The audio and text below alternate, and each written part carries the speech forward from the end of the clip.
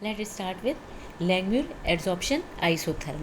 It is only an assumption. बेटा ये एक assumption है कि उन्होंने ये माना कि जो आपका सरफेस होता है उस सरफेस पे कुछ साइट्स अवेलेबल होती हैं जिसमें कि गैस क्या होती है, एब्जॉर्ब होती है। और ये सोचा, ये माना कि जो एक लेयर बनाती है एब्जॉर्प्शन के बाद वो मोनो लेयर होती है। तो उनके कुछ ये पॉइंट्स हैं, उससे पहले आप देखिए, ठीक है। Absorption takes place on the surface of the solid. जैसे आपका क्या है, ये सरफेस है, इस सरफेस पे क्या है, ये आपका क्या होता है, इसे जो एब्जॉर्ब होता है उसे हम क्या कहते हैं, एड्जॉर्बेट। और जिस पे एड्जॉर्प्शन होता है वो एड्जॉर्बेंट होता है। तो whole of the surface is completely covered with a unimolecular. ये बहुत ही याद करना ज़रूरी है और रिमेंबर रखना ज़रूरी है कि यूनिमोलिकुलर, सिंगल लेयर यूनिमोलिकुलर, कि एक बार एब्जॉर्ब हो गया तो दोबारा उस पर एब्जॉर्प्शन नहीं होगा। तो क्या होता है कि यूनी मॉलिकुलर लेयर होनी चाहिए एड्जॉर्ब गैस की, ठीक है।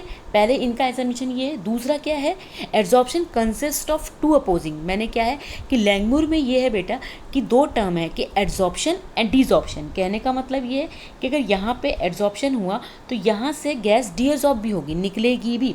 तो उसे हम क्या कहेंगे कि namely condensation of the gas molecules और द सॉलिड सरफेस। कंडेंसेशन को हम एड्जॉर्प्शन के टर्म में लेंगे और इवेपोरेशन को कि आपका क्या हो रहा है, डिजॉल्व हो रही, सरफेस से निकल रही है इनटू द गैसियस फेज में, ठीक है।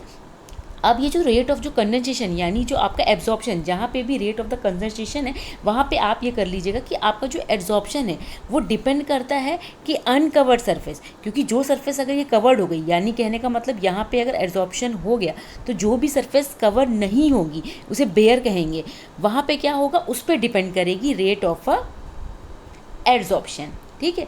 Normally at start when whole of the surface is uncovered the rate of condensation या rate of absorption is very high. जब आपकी स्टार्टिंग हुई, सरफेस क्या है, पूरी अवेलेबल है, ठीक है, एब्जॉर्प्शन हुआ नहीं, तो स्टार्टिंग में तो ये क्या होगा, सरफेस पे जब भी एब्जॉर्प्शन होगा तो बहुत ही हाई होगा। लेकिन जैसे जैसे सरफेस कवर होती जाएगी आपका जो एब्जॉर्प्शन होगा वो क्या होगा, डिक्रीज करता जाएगा। ऑन द कंट्रेरी, और रेट्स ऑफ द डिजॉर्प्शन किस पर डिपेंड करेगा, डिजॉर्प्शन कहाँ से होगा, ठीक है। देखिए इसमें क्या लिखा हुआ है, अपॉन द कवर्ड सरफेस, जहाँ पे एब्जॉर्प्शन हुआ है। डिजॉर्प्शन भी तो वहीं से ही होगा बेटा जहाँ से एब्जॉर्प्शन हो रहा है। तो जितना आपका क्या rate of the depend upon the curved surface, जिस सरफेस पे जितना एब्जॉर्प्शन हो गया है उतना ही क्या होगा, डिजॉर्प्शन होगा। Hence increase as more of the surface is covered. तो कहने का मतलब ये प्रोसेस कब तक होगा, ये प्रोसेस आपका तब तक होगा जब तक कि इक्विलिब्रियम मेंटेन हो जाए। जो भी हम डेरिवेशन निकालते हैं वो देखते हैं कि जितनी सरफेस से एब्जॉर्प्शन हो रहा है उतनी ही उसी सरफेस से क्या होगा, डिसऑर्प्शन को, कितने मॉलिक्यूल एब्जॉर्ब हुए और कितने आपके क्या हुए, डी एब्जॉर्ब हुए। तो इक्विलिब्रियम पे दोनों प्रोसेस क्या हो जाएगा, इक्वली हो जाएगा। इसको हम एजम्पशन मान के ही इसका डेरिवेशन करेंगे, ठीक है। अब आप इसका डेरिवेशन देखिए, तभी आपको ये लास्ट वाला जो पॉइंट है वो समझ में आएगा, ठीक है। It is my handwritten, ठीक है। एज्यूमिंग, देखिए ये लाइन बहुत ही ज़रूरी है कि एज्यूमिंग कि मोनोलेयर, ठीक है, of the adsorbate on the surface of the adsorbent. पहले एजम्पशन लिखिए। तो इसमें क्या ये माना कि हमारी ये सरफेस है गैस की, जिस पे की क्या, इसे हम कहेंगे एड्जॉर्बेंट, सॉलिड की है, ठीक है। और आपका ए गैस, ये सरफेस आपकी सॉलिड की है और ए गैस क्या हो रही है आपकी यहाँ पे एड्जॉर्ब हो रही है। तो ये देखिए यहाँ पे क्या है, साइड्स क्या है, अवेलेबल हैं। तो जो साइड्स आपकी अवेलेबल हैं, आपके देखिए जो ब्लैक ब्लैक करके मैंने शो किया हुआ है वो हमने माना कि इतने पे एड्जॉर्प्शन हो गया, ठीक है। अब यहाँ अगर एड्जॉर्प्शन हुआ है, टोटल जितने साइड्स आप देख रहे हैं रेड से है वो टोटल आपके क्या है, एन साइड्स, जो कि एड्जॉर्प्शन के लिए आपके लिए अवेलेबल हैं। और जितने ब्लैक से हैं वो ए गैस यानी एब्जॉर्ब हो गए, यानी ये जो आपका वन रिमेनिंग है बचा हुआ है। तो जहाँ से आपका एब्जॉर्प्शन होगा वहीं से क्या होगा, डिजॉर्प्शन। तो पहले हम क्या देखेंगे कि जो रेट ऑफ एब्जॉर्प्शन होता है आपको पता है कि वो गैस के प्रेशर के अकॉर्डिंग टू काइनेटिक थ्योरी से वो गैस के प्रेशर के क्या होगा, डायरेक्टली प्रोपोर्शनल होगा। जितना ज़्यादा प्रेशर होगा उतना ही ज़्यादा क्या हो जाएगा, जितनी गैस पे प्रेशर लगाएंगे उतना ही आपका ज़्यादा क्या होगा, आपका रेट ऑफ द एड्जॉर्प्शन होगा।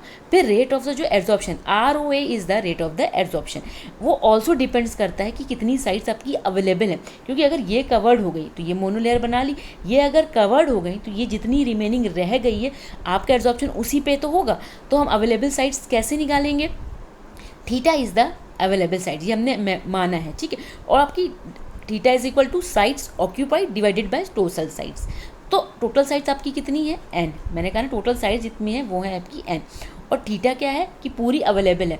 अब उस अवेलेबल में और टोटल में कितनी साइड्स ऑक्यूपाइड हुए, साइड्स ऑक्यूपाइड तो n थीटा, ये देखिए, ये जो आपका थीटा है this is equivalent to the x by m of the Freundlich, कि आपका मास कितना गैस को, कितनी गैस उस पर एब्जॉर्ब हुई, x बाई एम रेशियो।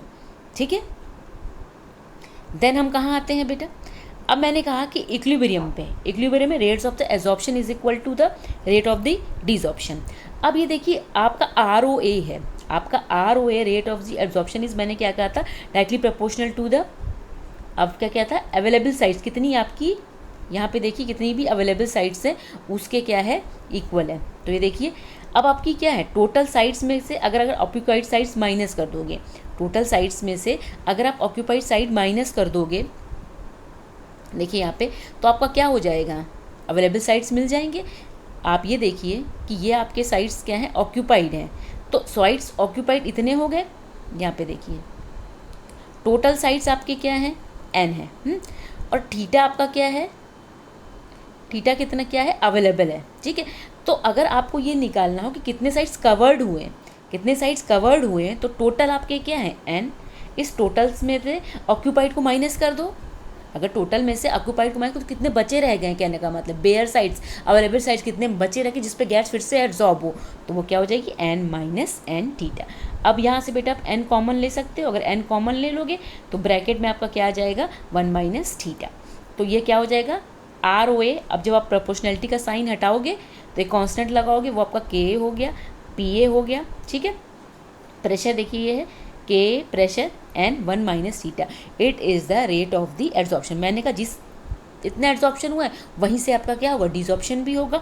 तो डिसॉर्प्शन कहाँ से होगा, जितनी साइड पे एब्जॉर्प्शन हो गया है, और जितनी साइड पे एब्जॉर्प्शन हुआ वो आपका क्या होगा, ऑक्यूपाइड साइड होगा, वो आपकी क्या होगी, ऑक्यूपाइड साइड। तो ROD is the rate of the desorption is equal to the n theta. हमने क्या किया, रेट ऑफ द एब्जॉर्प्शन को, उसके कांस्टेंट को K माना, और K भी हमने माना rate constant of the desorption. तो ये देखिए K B n theta is the occupied side, मतलब कितने पे एब्जॉर्प्शन हुआ उसी से क्या आपका हो जाएगा, डिसॉर्प्शन भी होगा। और यहाँ पे आपका क्या था कि rate of the absorption directly proportional to the available sites, कितनी साइट्स अवेलेबल है, तो टोटल में से ऑक्यूपाइड को माइनस कर दीजिए तो आ जाएगा। At equilibrium rate of the absorption is equal to the rate of the desorption. दोनों की वैल्यू देखिए पुट किया, K PA n 1 minus theta, K B n theta. इस K को बेटा K B नीचे ले आइए, PA यहीं पे रहेगा, और ठीक है ये n और ये n देखिए कैंसिल हो रहा है, ये 1 माइनस थीटा क्या आ जाएगा, नीचे आ जाएगा। K और KB को हम K लिख सकते हैं, ठीक है, वो भी एक कांस्टेंट ही है आपका, और ये थीटा 1 माइनस थीटा। अगर हम रिवर्स कर दें तो ये 1 बाय K PA हो जाएगा, इधर लेफ्ट और राइट किधर भी आप लिख लीजिए, और ये क्या हो जाएगा 1 माइनस थीटा बाय थीटा। अब क्या है कि अगर थीटा को आप कॉमन ले लोगे, 1 बाई थीटा माइनस 1 कर दो, तो ये भी तो आपका क्या मल्टीप्लाई कर लो, तो 1 माइनस थीटा बाई थीटा ही होगा। देखिए इसको हमने इस फॉर्म पे लिख दिया, ठीक है, इसलिए लिखा कि अब ये 1 क्या होगा, इस साइड में चला जाएगा, तो 1 by theta is equal to 1 upon K PA plus 1। Then हम आते हैं, देखिए 1 बाई थीटा जो आपने यहाँ पे लिखा था K PA, अब इस K PA का आप 1 से मल्टीप्लाई कर दोगे तो नेक्स्ट पे देखिए वही लिखा हुआ है, ठीक है, तो ये क्या है 1 by theta is equal 1 plus K PA, तो थीटा इज इक्वल टू क्या हो जाएगा, जस्ट ऊपर रिवर्स हो जाएगा, तो K PA divided by 1 plus K PA। It is a Langmuir reaction, जो कि देखिए इससे भी प्रूफ है कि थीटा आपका वही है जो फ्रेंडलिक में x बाय m है, तो it is also directly proportional to the pressure of the gas. हम क्या करते हैं, बहुत सारी बुक्स में आपको लिखा रहता है बेटा K की जगह K आपका क्या है, हम इस K को कि कहीं कहीं बुक्स में देखिए ऊपर K रहता है नीचे K भी रहता है, उसका मतलब वही है कि जो K है वो एड्जॉर्बेट का है कि कितनी एड्जॉर्प्शन हो रहा है, और K भी कांस्टेंट आपका क्या है कि कितना आपका उस सरफेस पर डिसऑर्प्शन हो रहा है, तो K भी आपका क्या है एड्जॉर्बेंट के लिए है, और K आपका क्या है एड्जॉर्बेंट। कहीं कहीं पर A और B भी लिखा हो तो आप कंफ्यूज मत होइएगा, it is just like reaction लिखने का मतलब है ये मेथड, तो कन्फ्यूजन की ज़रूरत नहीं है। देखिए अब सेम हो जाएगा जैसे फ्रेंडलिक में आपका था कि x by m is directly proportional to आपके प्रेशर के, यहाँ पे भी आप देख सकते हैं कि ये जो थीटा है it is equivalent to the x by m, directly proportional to the pressure. तो देखिए द मास ऑफ द, अब इनका थ्योरम क्या है, the mass of the gas adsorb per gram of the adsorbent is related to the equilibrium pressure, PE is the P is the equilibrium pressure. और ये जो आपका K और P होता है दोनों क्या है, कांस्टेंट होता है, जिसकी वैल्यू डिपेंड करती है कि आपका नेचर ऑफ द गैस, जो कि गैस का नेचर क्या है, जो कि एब्जॉर्ब हो रही है सरफेस पर, नेचर ऑफ द एब्जॉर्बेंट क्या है, जिस सरफेस पर एब्जॉर्ब हो रही है, और टेम्परेचर क्या है।